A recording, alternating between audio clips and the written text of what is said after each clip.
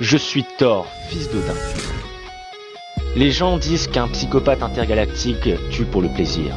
Alors, je l'ai cherché aux quatre coins de l'univers. Il laisse derrière lui massacre après massacre, boucherie après boucherie. Je l'ai cherché partout. À Paris, sur Mars, et même...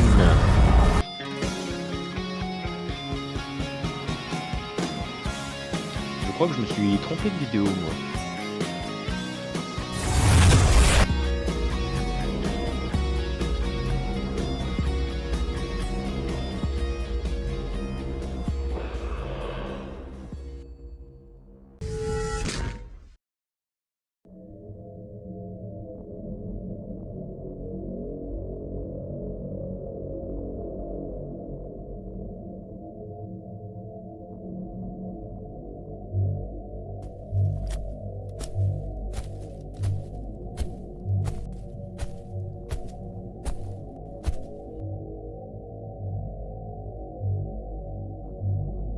Mon Dieu.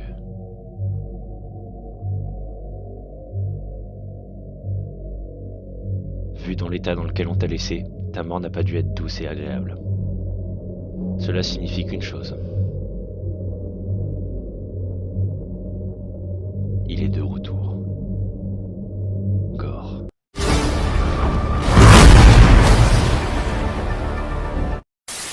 Il est le 28e long métrage de l'univers cinématographique Marvel. C'est également le premier quatrième opus d'une de leurs sagas, un film qui s'est fait détruire par la critique, et de mon côté, je me demande vraiment si j'ai vu le même film.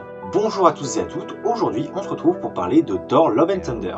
Comme je le disais, Thor Love and Thunder est le quatrième opus de la saga Thor, et est toujours réalisé par Taika Waititi, déjà à l'œuvre sur Ragnarok.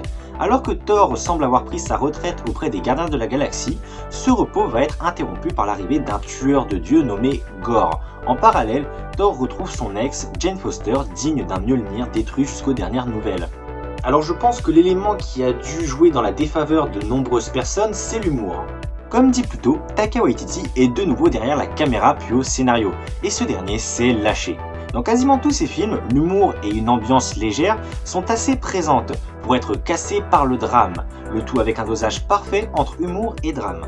Ici, les blagues qui ne se prennent pas au sérieux permettent non seulement d'alléger le ton du film, mais avant tout de créer un contraste avec les parties sombres et angoissantes de Gore le boucher des dieux. Un humour bien spécifique et bien barré qui pourtant fait toujours mouche et n'est jamais de trop, au contraire de certaines scènes des autres films qui ne servent qu'à ridiculiser les personnages juste pour le plaisir. Alors certes, le film a quelques défauts. Même si plus simpliste que ses prédécesseurs, l'intrigue est à quelques moments rushée, surtout pour un personnage, mais on en reparlera. Au-delà de ça, l'intrigue et les péripéties se suivent sans déplaisir, sachant être touchantes par moments. Après, ces défauts sont minimes à côté des qualités du film. Visuellement, le film est beau. Certains plans sont magnifiques, qu'ils soient imaginés pour le film ou repris des comics. Le tout aidé par des décors vraiment cool.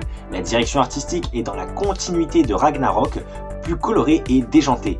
Parlant de couleurs, la colorimétrie permet également un contraste. Là où nos héros sont tôt en couleur, Gore lui est neutre. Cela se voit notamment dans le monde en noir et blanc. Les effets spéciaux sont d'ailleurs de bonne qualité, que ce soit les pouvoirs de Gore ou encore les effets de foudre ou du Bifrost. Enfin, au niveau de la musique, là aussi on est dans la continuité du précédent opus. Avec cette bande originale rock, notamment Sweet Child of Mine des Guns N' Roses, sans oublier les compositions de Michael Giacchino qui malgré leur qualité sont moins marquantes. Mais vous le savez, un bon film c'est généralement aussi de bons personnages, et Thor Love and Thunder est loin d'avoir de mauvais personnages. Thor est toujours ce personnage qui se cherche depuis Ragnarok, cachant sa tristesse et sa solitude par des blagues, mais il reste un personnage badass, puissant et attachant pour qui on ressent de la tendresse, ce qui le rend très attachant. Jane est toujours le même personnage qu'on a appris à connaître et à apprécier dans les deux premiers opus, cependant elle prend en badassitude et en importance de par le fait qu'elle soit digne de porter Mjolnir. Gore est terrifiant, son design repose surtout sur l'interprétation de Christian Bale, un personnage intéressant qui malheureusement manque un peu de temps d'écran à mon sens, dû à la suppression de quelques scènes du personnage pour garder l'aspect tout public. Valkyrie est toujours cette guerrière qui cache derrière sa férocité un personnage marqué par la mort de ses sœurs d'armes. Korg est toujours cet idiot attachant. Et le Stormbreaker est certes un objet et non un personnage, mais Stormbreaker dans le film est jaloux de Mjolnir. Et oui, des armes sont jalouses. Non, plus sérieusement, je trouve que c'est une idée plutôt brillante. Thor retrouve Mjolnir, donc Stormbreaker se sent délaissé. C'est à la fois une idée complètement barrée, mais logique. Plus sérieusement, là on va vraiment rentrer dans les détails, donc timecode. Déjà, la relation entre Jane et Thor est vraiment bien traitée. On nous montre l'évolution de leur couple, absente des 2 premiers opus, jusqu'à la rupture et donc l'explication de pourquoi Jane l'a quitté. Qui était à la base une justification de l'absence de Jane dans Ragnarok suite au refus de Natalie Portman de reprendre son rôle. Mais on comprend tout au long du film qu'aucun n'a oublié l'autre et que les deux sont habités par un sentiment de manque, ce qui rend la fin d'autant plus triste avec la mort de Jane qui rejoint le Valhalla. Une mort d'autant plus touchante car inattendue. Thor adoptera d'ailleurs la fille de Gorr qu'il a ressuscitée. Une évolution intéressante car non seulement elle comble son manque affectif, mais elle n'est pas illogique.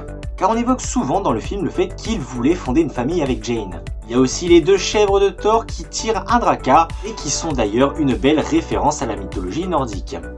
Et Gorr, quant à lui, est la masterclass du film à mon sens. Son design, très différent des comics, permet de l'iconiser encore plus. Quant à son adaptation, elle est assez proche des comics, hormis sa fin. Car j'ai beau adorer le comics, la fin du film est plus logique thématiquement avec l'histoire racontée. Là où dans le comics, Gorr est mort des mains de Thor suite à un combat intense, dans le film, Thor lui prouve que sa haine envers les dieux n'est pas la bonne solution. Alors le personnage meurt en ayant fait le souhait de ressusciter sa fille au lieu de tuer toutes les divinités d'un seul coup. Il confie alors sa fille à Thor, le dieu qui lui a ouvert les yeux. Une rédemption logique qui nous rend plutôt attachés au personnage après l'avoir craint tout le long du métrage. Et je fais un petit aparté sur les scènes malheureusement coupées. Quasiment tous les personnages ont 2-3 scènes coupées, mais le grand perdant c'est Gorr. En effet, Christian Bale a révélé lors d'une interview qu'une scène au début du film montrait Gorr s'enlever les tatouages sur sa tête avec sa Necrosword, expliquant au passage ses cicatrices dans le film. Mais également d'autres scènes où il aurait probablement tué d'autres personnages. Des scènes jugées trop violentes par Marvel et donc pas dans l'esprit familial. Et c'est bien dommage. C'est pour ça que je trouve ça dommage et injuste de reprocher au film le manque de temps d'écran de son méchant. Si le studio avait laissé libre cours à Taika Waititi, Gorr serait non seulement plus violent et beaucoup plus présent. En tout cas, j'espère qu'ils feront une version longue avec toutes ces scènes qui ajouteraient du plus à l'histoire.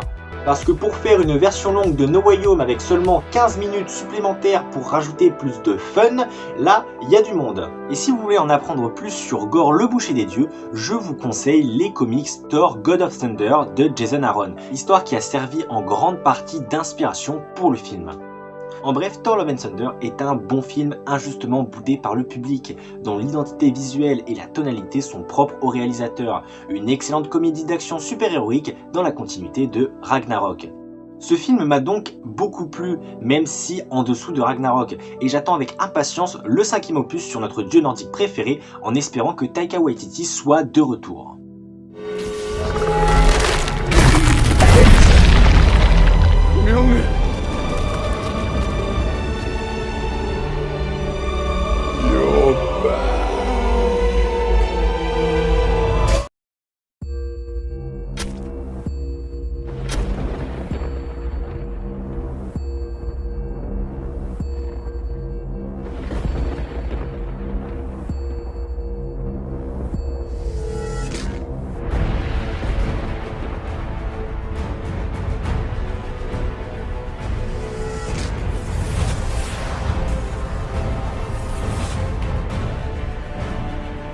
Gorr, le boucher des dieux, je t'ai enfin retrouvé.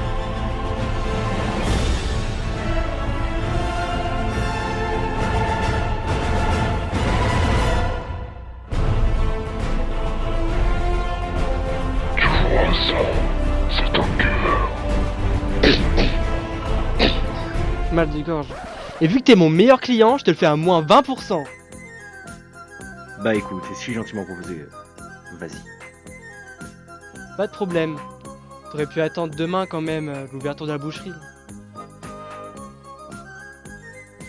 Ce sera tout ? Oui. Merci Gorr.